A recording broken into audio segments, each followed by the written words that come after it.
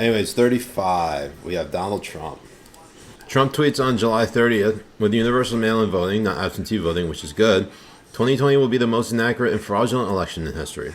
It will be a great embarrassment to the USA. Delay the election until people can properly, securely, and safely vote. Look, it'd be one thing if it was just Trump tweeting and he wasn't president, but he's a president. He's still the president. And he's tweeting that as the president. You don't fucking do that when you're the president. Particularly the part about delaying the election. That's the difference. All right, number 34, John Cardillo, tweeting out, does this look like an appropriate father-son interaction to you? All right, number 33, Neil Brennan. Neil Brennan of his famous gig was being basically co-writer with Dave Chappelle on The Chappelle Show. He tweets this in October. Claudia Conway should make an OnlyFans for White House intel. Claudia Conway, who, by the way, is underage. I don't know why you gotta make it about OnlyFans. That's pretty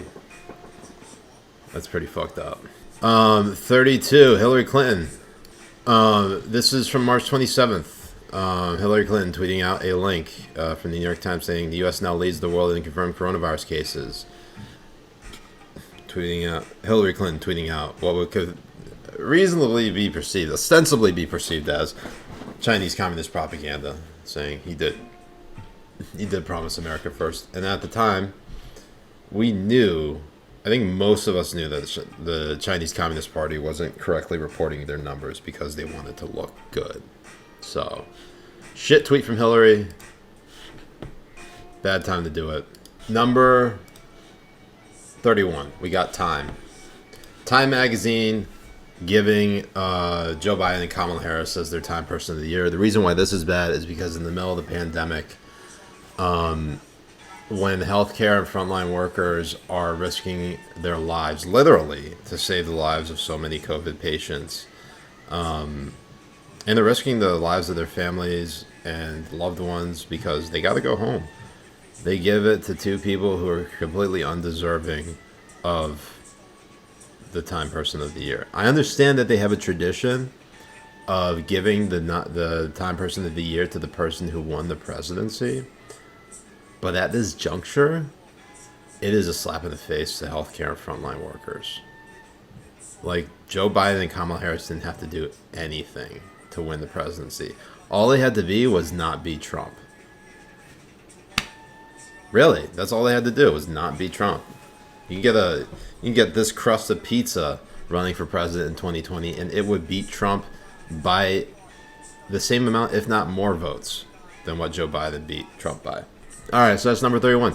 30, Zahra Rahim. This is around the time. This is in response to when Trump contracted COVID. He and the First Lady tested positive for COVID. You just knew that as soon as Trump tweeted out that he and Melania were getting tested for COVID, I was just like, this website's going to fucking explode if Trump tests positive. Sure enough, he did. So Zahra Rahim, who, by the way, is not a nobody. I mean, she might be a nobody now, but she was not a nobody during Hillary Clinton's 2016 campaign. Tweeting out, it's been against my moral identity to tweet this for the past 4 years, but I hope he dies. Pretty shitty thing to tweet, Zara. She deleted and locked her account, so she can go fuck herself. Tomi Lahren coming in hot. This is what she tweets in May in response to the Ahmaud Arbery killing. Any incident that ends in a death is tragic, and I hope both families get the justice they deserve. But to keep up with this he was just out jogging narrative is just as disingenuous as the bogus hands up don't shoot lie the media pushed for years. Enough. Hashtag Ahmaud Arbery. Anyways, shit tweet from Tomi Lahren. She always stirs the pot with some racist bullshit. And it's a weird hill to die on. It is. Like, regardless of what Ahmaud Arbery was doing before he was shot and killed, whether he was actually robbing a home, you don't, if you are not a person in uniform, if you're not a law enforcement officer, you don't have the legal authority to take justice into your own hands and shoot and kill somebody. They were chasing him down in their truck, and then had a struggle where I can't even remember the dude's name, shot and killed Arbery. I was sure they were tied to basically they were tied to one of the prosecutor's offices. It's a garbage tweet from Tommy, and she deserves the list for that. Number 28. This is a very bad one. So Mediaite ran a story by Matt Lauer. It was an article, an op-ed written by Matt Lauer saying, Matt Lauer, why Ronan Farrow is indeed too good to be true opinion. If you've been following the Me Too stuff, the Time's Up movement, Matt Lauer was one of those people who had been accused of raping one of his colleagues at the Sochi Olympics in 2014.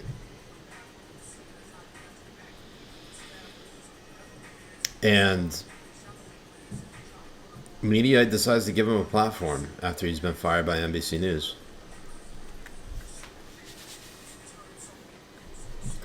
Technically, Lupe, that was last year.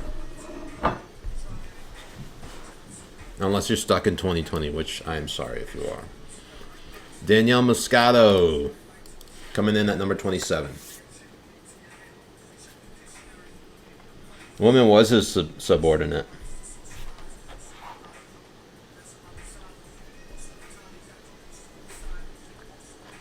All right.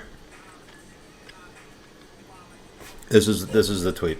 I was just threatened with assault at Kroger in Louisville because I asked another customer to wear a mask and she refused. This was tweeted in August. I reported it to a manager who found her and talked to her, but refused to do anything more. His name is Andy, and he does not want Twitter to know that.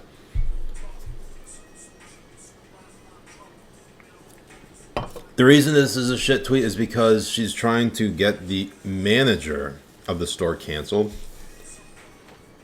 not the person who threatened to assault her. Completely misplaced. As you can tell by the ratio, 30,000 replies, 12,000 likes, 11,000 retweets, and probably a lot of those are quote tweets in itself. Let's see how many quote tweets those are. 5.8 thousand quote tweets to 5.6 thousand retweets. Number 26, we got Nancy Pelosi again. And this is arguably her worst tweet of the year. Tweeting her clip of being on James Corden. If you want to watch it, we can watch it together. Really? Welcome back. We're here with House Speaker Nancy Pelosi, and we've asked her to share something from her home for a little late show and tell. Speaker Pelosi, what have you found? What are you going to share with us from your home? Chocolate. Really? Chocolate candy. Oh, wow. And this is something you can get through the mail. Okay. On out. Now show She's in the middle of absolutely. her fucking This is the episode of Cribs mansion. I never knew I needed. Oh, my. Wow. Other people in our family look for some other flavors, but chocolate, and then we have some other chocolate here. See, I've always felt a connection with you, and now I understand why. Mm-hmm. Since you've been isolating in your house, how much of your regular diet do you think is ice cream and candy? Well, as much as possible. It is. I enjoy it. I like it better than anything else. And I don't know why, but it seems to agree with me. I have a lot of energy, and we just got to restock the ice cream right for Easter Sunday because we were, shall we say, enjoying. I don't know what I would have done if ice cream were not invented. I just wonder. I agree. I don't know who I am without it. Amazing. Simply fucking amazing.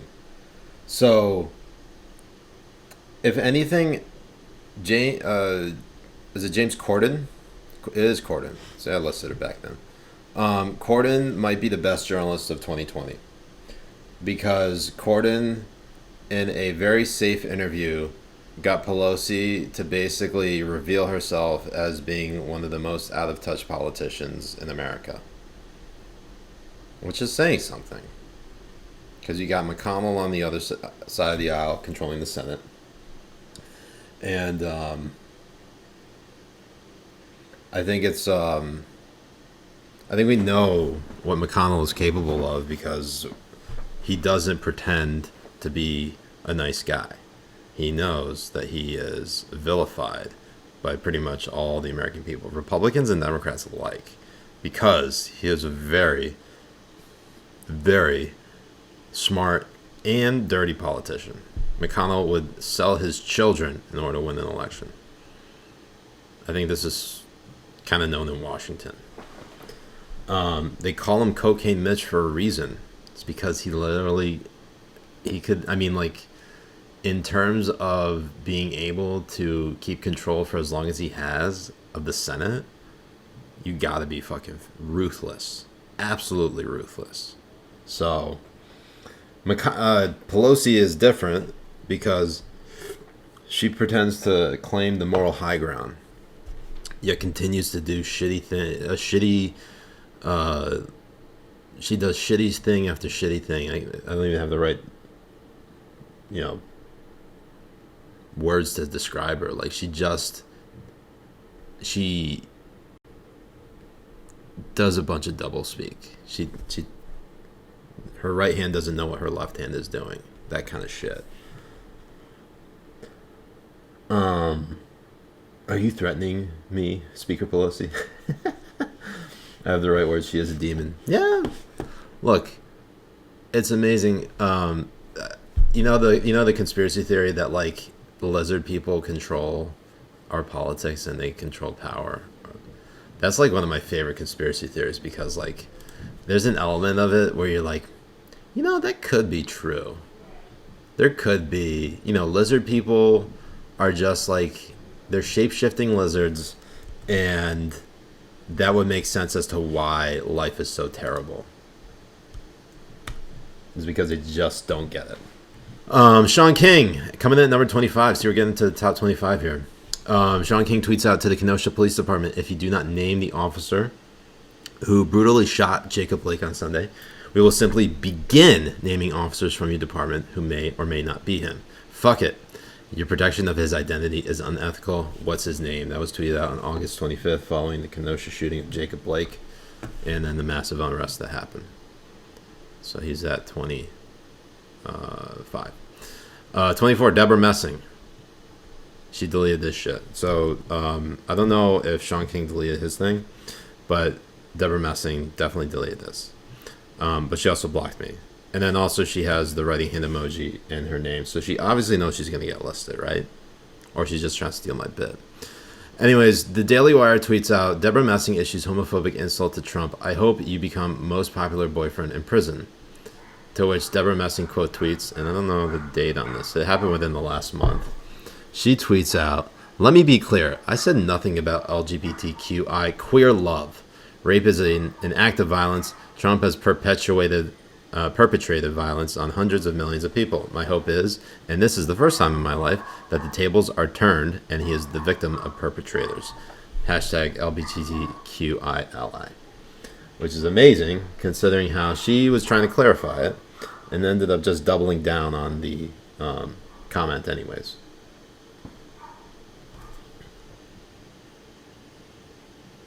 Everyone, Sean King sucks. Yeah, I wish that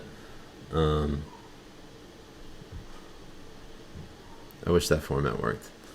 Okay. Number 23, Jemele Hill. Or Jemele Hill, as Jay likes to say. She tweets out, been reading Isabel Wilkerson's new book, Cast, and if you are of the opinion that the United States wasn't nearly as bad as Nazi Germany, how wrong you are. Can't encourage you enough to read this masterpiece. Of course, I listed her.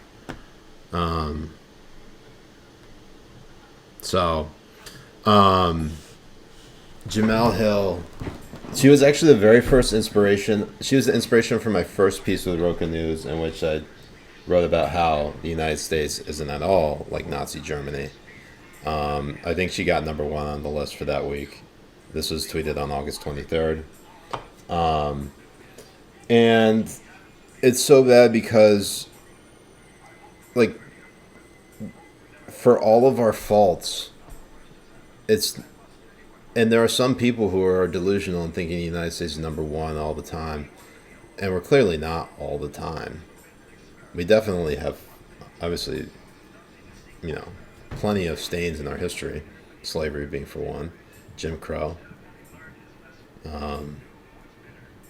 pretty much everything the CIA has done, and the FBI as well. Basically,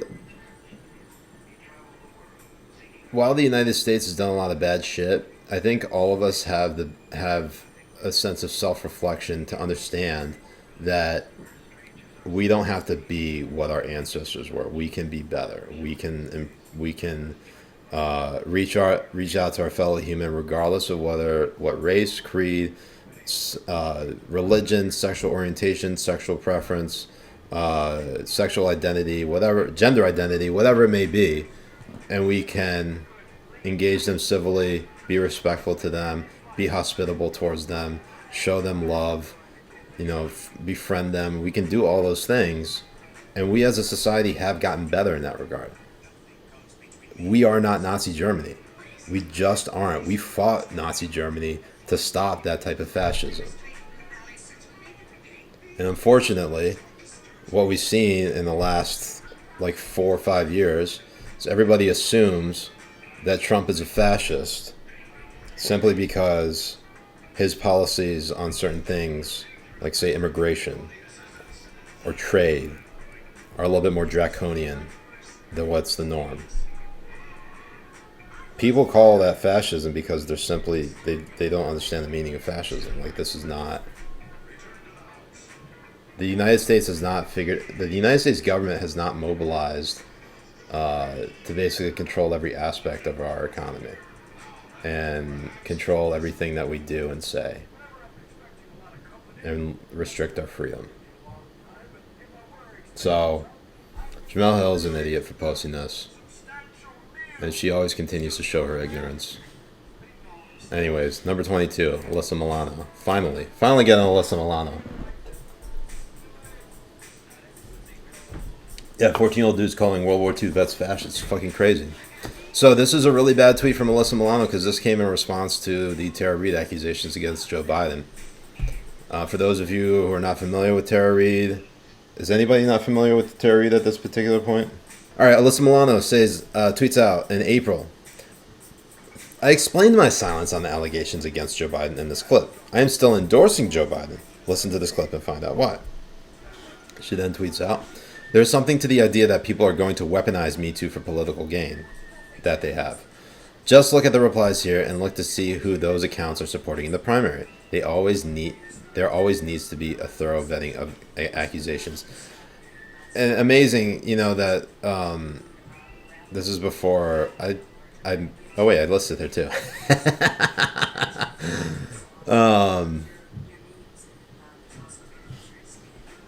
Anyways, this is fucking shit, considering Alyssa Milano was at the Kavanaugh hearings for accusations that were investigated by the FBI multiple times.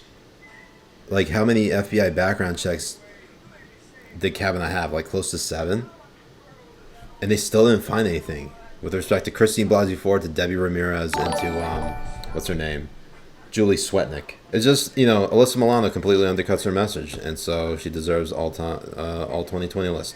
Number 21, we have Alton Brown, who in a deleted tweet wrote, do you think the camp uniforms will be striped like the ones at Auschwitz, or will plaid be in vogue? All right, next up we have Donald Trump at number 20. In which he tweets out, and this is just not a good tweet for him, on September 10th. Kim Jong-un is in good health. Never underestimate him. Sounds like you're simping, President Trump. Not a good look. Don't like that. Number 19, David Frum. Alright. David Frum tweeting, after 3 years of swallowing the outrageous scandals and crimes of Donald Trump, many conservatives are sore and swollen from the accumulation of blocked moral indignation. That vast dropsy had to be discharged upon something, and apparently Netflix's Cuties is to be it. Seriously, what the fuck, David Fromm?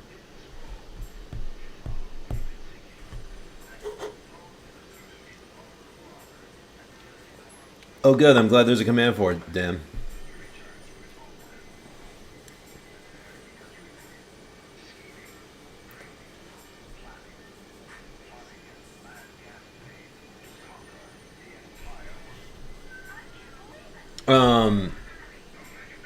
Let's see.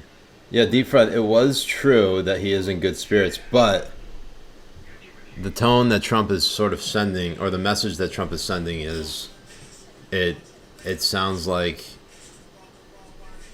it honestly sounds like he is, like, sending, like, sympathies towards him. I could see the other side of the argument, but as president, he doesn't need to. Anyways, number, what is this, 19? I'm sorry, 18. Liberty Hangout, which has me blocked, so that's why, or we can see it on Earn's account. They tweet out, just out for a jog. This is a response to the Ahmaud Arbery shooting and killing. And as you can tell by the ratio, 12,000 replies. Of course, I listed them. Next up, Bill Mitchell, may he R.I.P. in peace. No longer has an account on Twitter, but he still qualifies because he's on with this tweet. Tweeted on March 18th. Like less than a week beforehand, the World Health Organization declared COVID-19 a pandemic. Okay, so we had already several cases in the United States dating back to the beginning of February, or possibly middle of February. Basically, on the West Coast in Seattle, there were a bunch of cases, particularly in nursing homes. And then, like, in March, it started hitting the East Coast in New York City, and then spread throughout the rest of the country.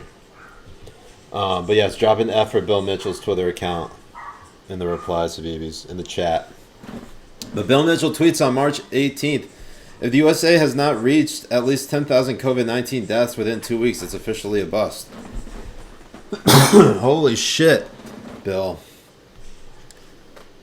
Such a bad. He gets only a small F. That's very nice of you, Mighty Horse. So that's number 17. Number 16, we have David Clark, Sheriff David Clark, tweeting out. I wonder if the tweet's still up. I wonder if the first one was deleted by the Twitter author.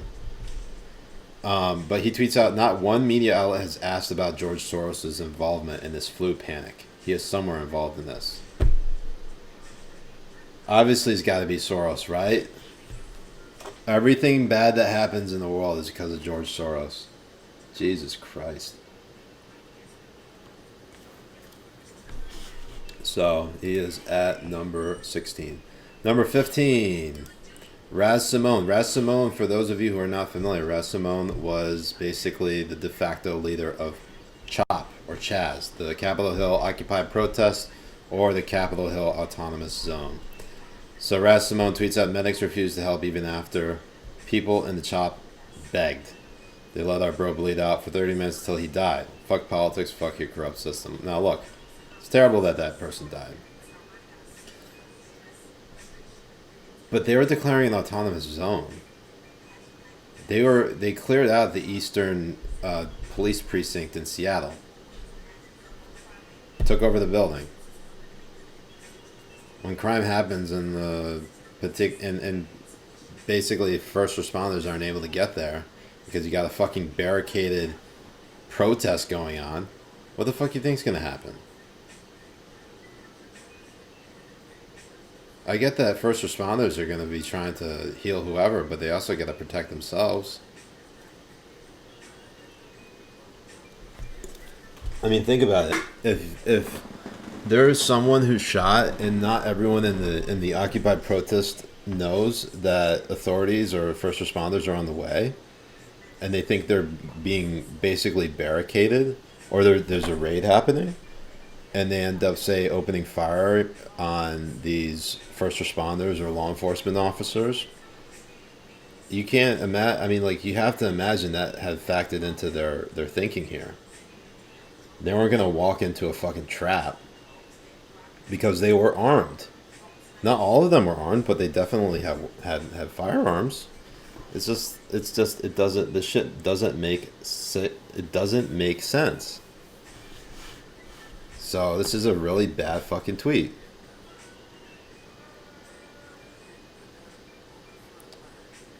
And EMS doesn't respond to situations where they can't guarantee their own safety. Basic emergency services protocol. Exactly. If you're going into a fucking war zone, what good is it to end up getting shot if you're trying to protect someone, try to revive or resuscitate or heal whoever was wounded or is dying? If you worked in emergency services or emergency medical services, you understand this. That motherfucker doesn't. So Raz Simone at 15. At 14, we have Samira Khan.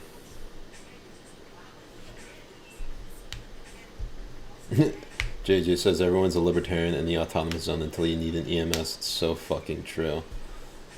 So Samira Khan tweets out in early December, the truth is that Muslims are treated better in Russia and China than in the United States. Fuck that shit.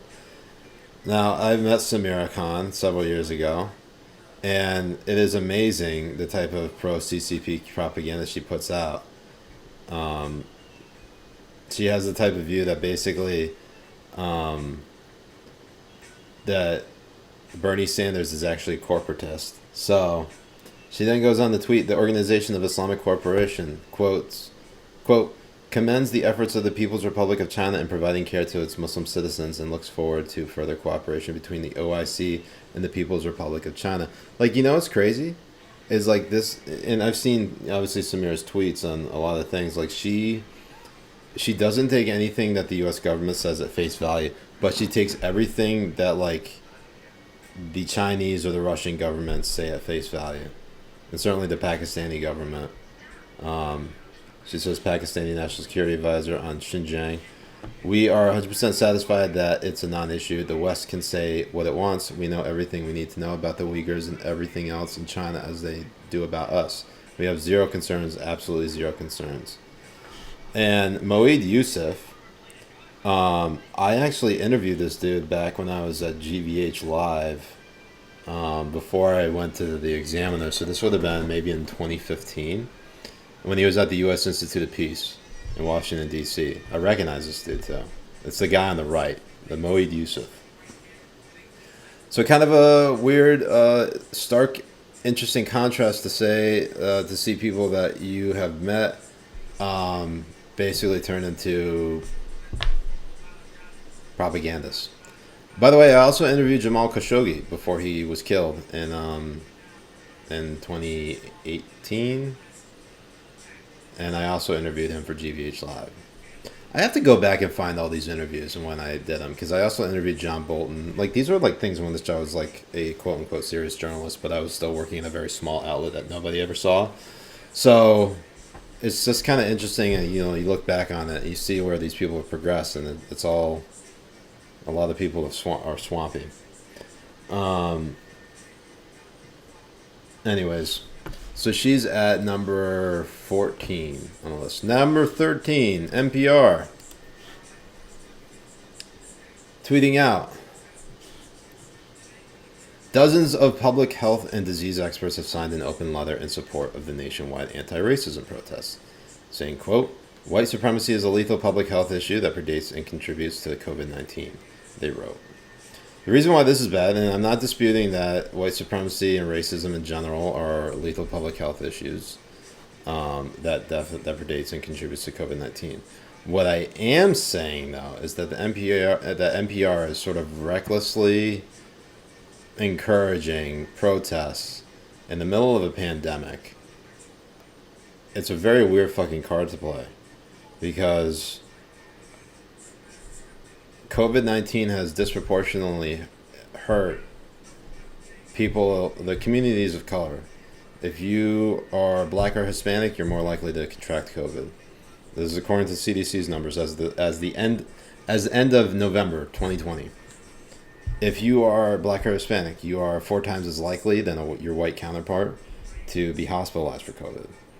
And if you are black and Hispanic, black or Hispanic, I should say, you are 3 times as likely, or nearly 3 times as likely, to die from COVID-19 as opposed to your white counterpart.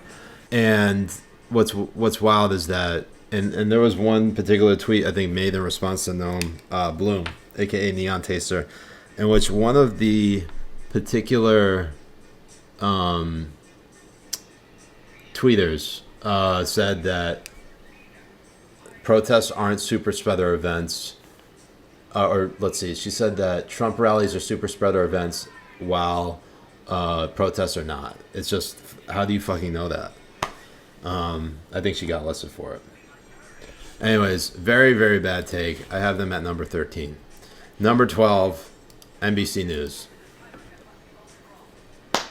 Tweeting out on April 7th, U.S. reports 1,264 coronavirus deaths in over 24 hours. Meanwhile, in China, where the pandemic broke out, not a single new coronavirus death was reported. Why do you think that is, NBC? Answer me, NBC. I'm waiting to hear from you. This is fucking Chinese communist propaganda. Fucking idiots. It's just amazing. The type of, like, our media is so fucking reckless, they can't recognize that China would be lying about their reported statistics. And what's even better is you saw a story probably within the last week or so about how like CNN posted something about how, I'm gonna find this because it drives me insane. It drives me fucking insane. I gotta switch to, here we go. This is from December 29th. This is CNN tweeting. Nearly 500,000 people may have had COVID-19 in Wuhan. Study shows that's almost 10 times the official figure. Gee, you fucking think?